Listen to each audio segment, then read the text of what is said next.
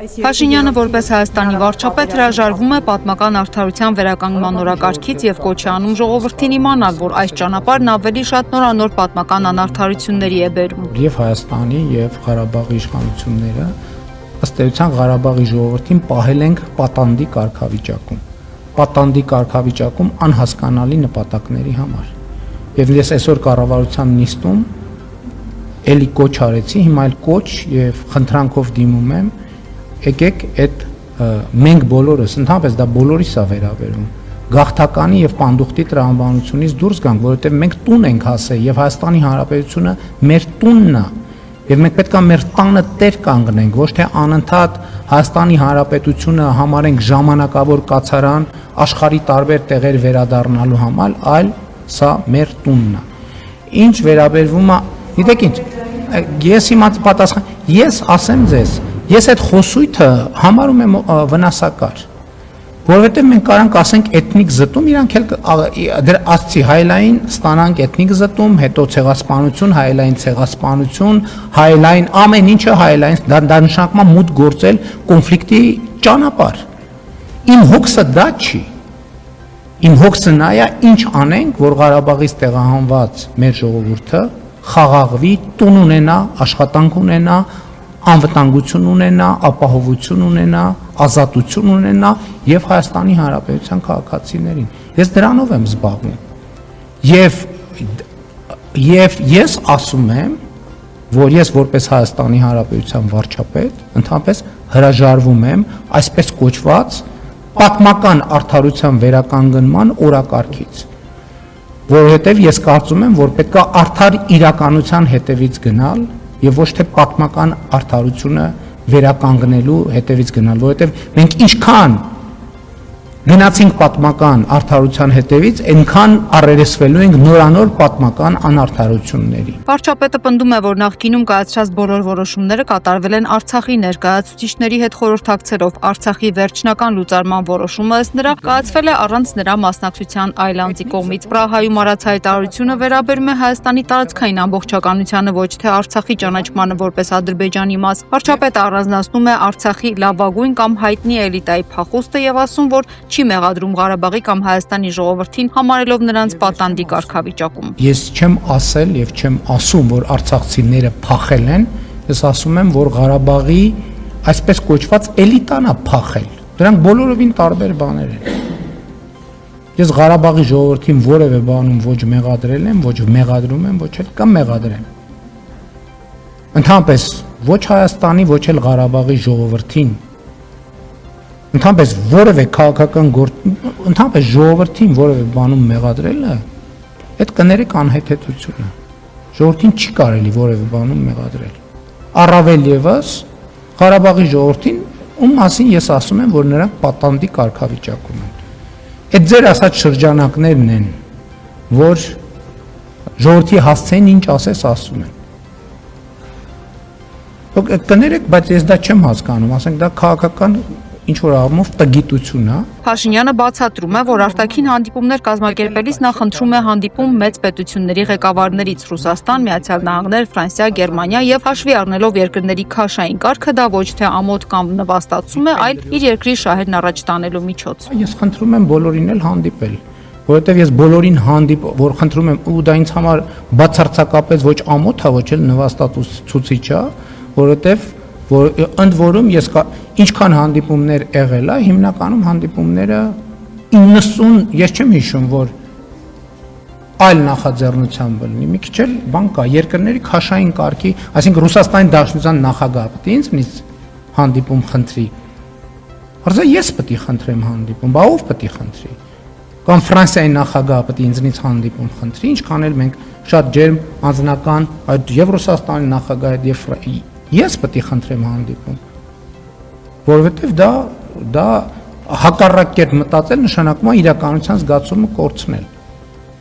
Եվ ես այդ հանդիպումները խնդրում եմ մեր երկրի շահերին վերաբերող հարցեր քննարկելու համար։ Պատգամավոր Քրիստինե Վարդանյանը ազգային ժողովում քննադատել է ԿՊԱ-ականներին, նրանց մեղադրելով երաշխավորների նկատմամբ խոչընդոտներ ստեղծելու համար եւ ընդգծել, որ իրականում Հայաստանի անվտանգությունը կախված է Ալիևից, ոչ թե երաշխավորներից։ ԿՊԱ-ականներ, երբ գալիս եք ու օրով ժամով ասում եք, որ Հայաստանի վրա հարձակվելու են, ամսաթիվ եք նշում, պայմանավորվել եք այդ հարձակման մասին, որտեղից գիտեք այդ օրը, ժամը, որտեղից ձեզ այդ տեղեկությունը։ Երբ գալիս եք ու ասում եք, որ մենք չլինենք, պատերազմա լինելու, ձեր համար նորություն ունեմ, ժողովուրդ, դուք եղել եք, 8 տարի եք կաք, ու չեմ կարողանում հաշվել, քանի պատերազմա եղել ու հարձակում Հայաստանի վրա, հասկանում եք։ Երբ ասում եք դուք լինեք, պատերազմա լինելու, ժողովուրդ, էլի նորություն կա ձեր համար, մենք եղել ենք 10 տարի, ու պատերազմ չի եղել։ Տեսնում եք այդ տարբերությունը։ Հիմա, երբ ասում եք այս ամբիոնից ձեր առաջնորդը, որ գիտակցաբար գնացել ենք զոհողության 2020 թվականին, այդ ինչի մասին է։ Այդ ինչ գիտակցաբար զոհողություն է։ Խոստովանում եք, որ պատերազմ եք սկսել, ինչ գիտակցաբար զոհողության մասին եք խոսում։ 2020 թվականին եղել է պատերազմ ու հարձակում։ Միջև երեք մենք գիտենք, որ Ադրբեջանը հարձակվել է մեր վրա։ Հիմա դա գիտակցաբար զոհողություն է։ Ինչ է դա նշանակում, այսինքն պլանավորել էիք դա, որ անկախանանք։ Այս ինչ խոստովանություն է։ Երբ հիմա 2026-ին 8 տարի իշխանություն լինելուց հետո գալիս եք ասում եք խնդրում ենք, մեզ մանդատ տվեք, որ խաղաղություն բերեք։ 2021-ին ինչ էիք ասում։ Երկար թե մանդատ չէիք խնդրում խաղաղության համար, խոշորաշոր նույն խոստումը չէիք տալիս, նույն պլատֆորմը չէիք ներկայացնում։ Իսկ սիրելի հայրենակիցներ, 2021-ից հետո ինչ տեղի ունեցավ։ Ոչ մի բան, ձեր համար ոչ մի բան չի եղել, չէ՞, Լուսինե Բադալյան, գիտեմ։ Ընդդիմադիր պատգամավորին պատասխանում է ազգային ժողովի նախագահ Ալեն Սիմոնյանը։ Ինչի եղավ այդ պատերազմը։ Պատերազմը եղավ մեծ աշխարհաքաղաքական լուծումներ տալու համար, նես չէր, որ, չգիտեմ, Նիկոլ Փաշինյանը ավելի մի քիչ, չգիտեմ, բարձրահասակ էր, ավելի ցածրահասակ էր, լավն էր, վատն էր, մեծ պլան գոյություն ուներ։ Պլանը հետևյալն էր, որ պետք է Ուկրաինայում պատերազմ լիներ, այս տարածաշրջանը պետք էր կիսելու։ Այդ ժամանակ, չգիտեմ, Սերժ Սարգսյանն, Ռոբերտ Քոչարյանը ըլներ կամ որևիցե մեկ այլն էր 90% հավանականությամբ դա լինելու էր։ Եթե այն 10%-ը թողնում եմ նրան, որ կարող էր ինչ-որ պլան լինել, որ ենթադրենք Հայաստանը մտներ դառնար Ռուսաստան, Բելարուս միութենական պետության մի հատված եւ այլը, կարող է մի քիչ ուրիշ ձև լիներ այդ պատերազմը, բայց այն բանը, որ տարածաշրջանը կիսվելու էր այս Ուկրաինայի գալիք պատերազմի համար անխուսափելի էր։ Ուզում էր Նիկոլ Փաշինյանն ելներ, ուզում էր Ռոբերտ Քոչարյանն ու Ռոբերտ Քոչարյանը, որ գլուխ է գովում, որ ես ելնեի, սենց չէր ելնի, նենց չէր ելնի, իր ժամանակահատված է եղել, այն ինչ որ եղավ 2020 թվականին, այն ժամանակը հիմքը դրված եղել։ Եվ խնդրում եմ, այս նաև պատերազմին անդրադառնամ։ Պատերազմից հետո առաջարկ եղավ եւ առաջարկ ա եղել Լեռնային Ղարաբաղի ղեկավարությանը հանդիպում ունենալ Սոֆիայում ադրբեջանական կողմի հետ եւ չասեմ ով, բայց չթողեցին որ գնան հանդիպում իրակ երաշխավորների ինստիտուտը, այո, թույլ չտվեց եւ ձեր նաեւ կողմնակիցները, որոնք Լեռնային Ղարաբաղում նաեւ իշխանության մասին իրակ թույլ չտվեցին։ Ես այդ խոսակցությանը ներկա եմ եղել, լսել եմ ես այդ խոսակցությունը, զրուցել եմ դրա մասին։ Եվ դրա համար տեղի ունեցավ երկրորդ ռազմական գործողությունը, որը վերջնականապես Լեռնային Ղարաբաղից հայ ժողովրդին դուրս բերեց։ Երբ որ դուք խոսում եք վերադարձի մասին, ով կարա թույլ չտա, հարգելիներս, լավ է հնչում, 100,000-ավոր մարդիկ բան եւ այլ, դուք այդ մարդկանց անվտանգությունը ապահովելու եք, դուք հասկանում եք, որ դուք քաղաքական գործիչ եք, դուք հասկանում եք, որ այդ խոսակցությունը բերելու այն խոսակցությանը, որ նաեւ ադրբեջանցի քաղաքացիները, որոնք սովետական ժամանակի հատվածում բնակվել են Հայաստանում, ուզենալու են վերադառնան եւ ապրեն այդտեղ։ Դուք հասկանում եք, որ այդ խոսակցությունը ուրիշ ուղղություն է տանելու, բայց էդ էլ հեչ, ասում դուք այդ մարդկանց անվտանգությունը ապահովելու եք, կամ դուք որ ասում եք Լեռնային Ղարաբաղը հանձնեցինք, բա որ հանձնեցինք, բա ինչի պատերազմ եղավ, հենա կհանձնենք, թղթով կերտային կստորագրեինք 100%-անոց ճակերտավոր աջակցություն ունենք հայ ժողովրդի կողմից հեղափոխությունից հետո։ Ինչեր պետք գնալ հասնել դժոխք, մեռնել, այդ բոլոր մահացածների հետ։ Պատգամավոր Աննա Գրիգորյանը մի շարք հարցադրումներ է անում ՔՊ-ին այն մասին, որ եթե պատերազմը անխուսափելի էր, ապա ինչու էին նրանք ավելի մոտեցնում այն։ Եթե բանակցությունները գտնվում էին փակուղում, եթե պատերազմը անխուսափելի էր, այդ դեպքում ինչու է Նիկոլ Փաշինյանը կատարել քայլեր, որոնք միայն կարագացնեին վերահաս պատերազմը։ Գնալով Ստեփանակերտ եւ կանչելով Արցախը, Հայաստանը եւ վերջ, Տավուշյան դեպքերը իրական ներկայացնելով որպես մի մեծ սարդարապատ եւ հետո ազգային հերոսների այսպես պարգևներ շնորհել, եթե պատերազմը վերահաս էր, եթե անխուսափելի էր պատերազմը, դուք գիտեիք, որ բանակցությունները փակուղու մեջ են եւ պետքա փորձեիք այդ փակուղուց հանել եւ ոչ թե սադրել, իրականացնել գործողություններ, որոնք ուղղակի Ալիևի ձեռքերը կբացեին։ Այս տրամաբանական շղթան կտրվում այդ նույն պահին եւ դուք պետք է հիշեք, թե ինչ գործողություններ է իրականացրել Նիկոլ Փաշինյանը։ Երբ այստեղ խոսվեց արցախցիների վերադարձի իրավունքի մասին, որ պետք է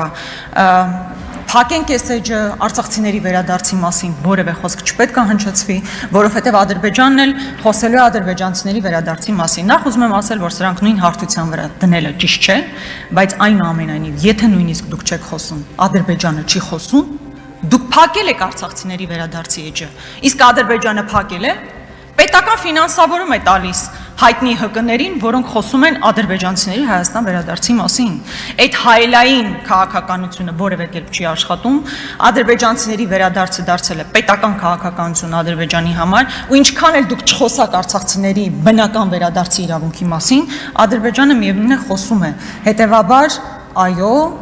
Հայաստանը պետք է պաշտպանի Արցախի ժողովրդի վերադարձի միջազգային իրավունքի միջազգայնացման օրակարգին։ Սիրելի հայրենակիցներ, հասկանալի է, որ նախընտրական շրջափուլում ենք, տարբեր խոստումներ են հնչեցվելու, բայց ողբերգությունը, երբ որ գործող իշխանությունը ոչ թե խոստում է հնչեցնում, այլ սպառնում է սեփական ժողովրդին վերահաս պատերազմով։ Իհարկե ժամանակին Նիկոլ Փաշինյանը նման մի ձևակերպում անում էր, ասում էր կամ ես կլինեմ վարչապետ կամ Հայաստանը վարչապետ չի ունենա, իհարկե այլ համատեքստում, այլ իրավիճակում, հիմա փաստորեն այդ տրամաբանությունը տրանսֆորմացվել է եւ դարձել է կամ ես կլինեմ վարչապետ, կամ դուք բոլորդ պետք է պատերազմի մեջ գտնվեք, Ալիևը ձեզ վրա կհարձակվի։ Ալիևին եք մեր ժողովրդի վրա, այսպես տղաբերում։ Ալիևով եք մեզ սպառնում, հայ ժողովուրդը արժանի է նրան, որ Ալիևով դուք իրան սպառնաք։ Փաշինյանի դեմ պետական դավաճանության եւ դիտավորյալ զոհեր ունենալու մեղադրանքով հաղորդում են տվել զոհված զինվորների հարազատները եւ բարեկամները։ Հաղորդումը երեկվա հարց ու պատասխանի որոշակի հատվածն է։ Մարիա Կարապետյանի կողմից տրված հարցինի պատասխան, երբ Նիկոլ Փաշինյանը նշեց, որ 2020 թվականին գնացել են զոհողությունների, փրկելու համար, գիտակցված դիտավորյալ զոհողությունների, փրկելու համար եւ շարունակությունը արդեն իսկ ծեծված, արդեն իսկ մաշված, արդեն իրենց արժեքը կորցրած այդ արժեքներն են պետականության փրկության համար, ինքնիշխանության փրկության համար։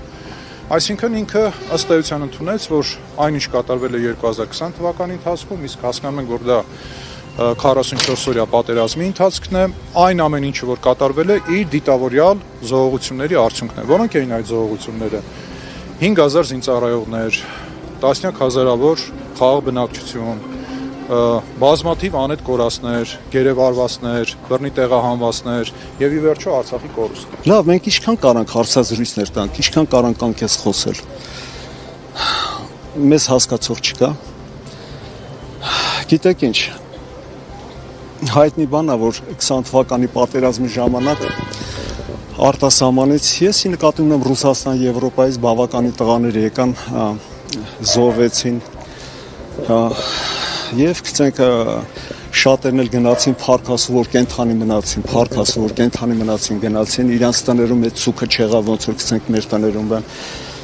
Անցել է 4 տարի, մեր ամբողջ ազգը դասալ դիտում է։ Հիմա տեսեք, եւ դրսում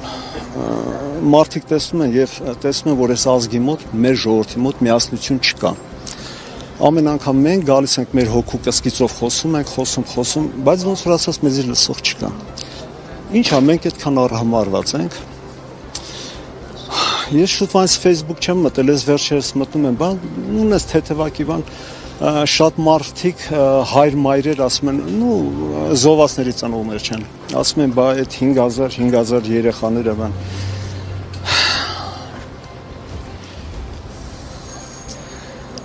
Մենք քաղաքական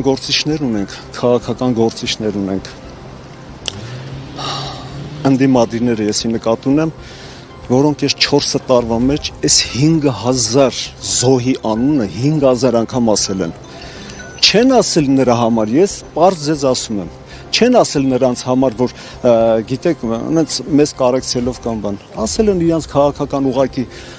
այդ խոսույթը բան էլի ավելի ծաղկացնելու, ավելի ոնց որ ասած արժեք ունենալու համար։ Հիմա տեսեք, այս ամեն ինչը շատ հապճեպ եղավ, 7 ծնող ենք մենք հավաքված, բան հա։ Ժողովուրդը սենց վերցնենք, էլի ժողովուրդը Facebook-ից է հոգնել, ման դե չգիտեմ, այս քաղաքական բաներից է հոգնել։ Իրանք էլ հոգիտեն, թե ամեն մի կես ժամ մեկ ինչա կատարվում։ Ես ճիշտ եմ հասկանում, դուք բոլոր նաև ուժերին ծնողների խոսքից հասկացա, ասում եք, որ այս ընթացքում որ խոսում են, հասկացնեն, որ իրենք այնուամենայնիվ պատասխանատվության են ենթարկելու, հա, Փաշինյանին, օրինակ, չգիտեմ, օրենքը ի վերջու գործելու է, այդ հաղորդումները ընթացք ստանալու են։ Գիտեք ինչ, ցանկացած պայքար, դա կլինի թե հարցազրույց տալու համար, այդ 5000 զոհյանը, որ տալիս են, մենք արդեն հասկացանք, որ բան չունի, արժեք չունի իրանց համար։ Ուղղակի իրանց խոսքը ծանրակշիռ դարձնելու համար։ ԱՄՆ նախագահ Դոնալդ Թրամփը պնդում է, որ Իրանը մասնակցում է խաղաղության բանակցություններին, ենթադրություն հայտնելով, որ Թեհրանի հերքումները պայմանավորված են այն հանգամանքով, որ իրանցի բանակցողները վախենում են ներքին հետևանքներից։ Թրամփը կրկնել է իր պնդումը, որ Իրանը պարտվել է հակամարտությունում, որն արդեն 4-րդ շաբաթն է ընթանում, չնայած Թեհրանը դեռևս արդյունավետորեն վերահսկում է Հորմուզի նեղուցով անցնող կարևորագույն նավթային ուղին։ Հարձակվելով իր ներքին հակառակորդների վրա, Թրամփը նաև պնդում է, որ դեմոկրատները փորձում են շեղվել այս ռազմական գործողության ընթացքում ունեցած բոլոր հսկայական հաջողություններից։ Նրանց դուր չի գալիս պատերազմ բառը, քանի որ ենթադրվում է, որ պետք է ստանանք հավանություն, ուստի ես կօգտագործեմ ռազմական գործողություն արտահայտությունը։ Եթե Իրանը չընդունի ներկայիս իրականությունը, ԱՄՆ-ն կապահովի, որ նրանք ավելի ուժեղ հարված ստանան, քան երբևէ։ Թող պատրաստ լինեն դժոխքի։ Իրանը չպետք է կրկին սխալ հաշվարկներ կատարի։ Էքսիոզի տվյալներով Պենտագոնը մշակում է Իրանի դեմ հնարավոր ռազմական սցենարներ, ներառյալ ցամաքային գործողություններ եւ լայնածավալ ռմբակոծություններ, եթե բանակցությունները ձախողվեն։ Քննարկվում են նաեւ ռազմավարական կղզիների գրավում եւ Հորմուզի նեղուցի շրջափակումը։ Միևնույն ժամանակ Դոնալդ Թրամփը դեռ վերջնական որոշում չի կայացրել, իսկ հնարավոր ռազմական գործողությունները դիտարկվում են որպես հիպոթետիկ։ Իրանը քննարկում է պատերազմը դադարեցնելու Միացյալ Նահանգների առաջարկը, բայց մտադիր չէ բանակցություններ վարել Մերձավոր Արևելքում սրվող հակամարտության լուծման շուրջ, հայտարարել է երկրի արտգործնախարար Աբբաս Արաղչին։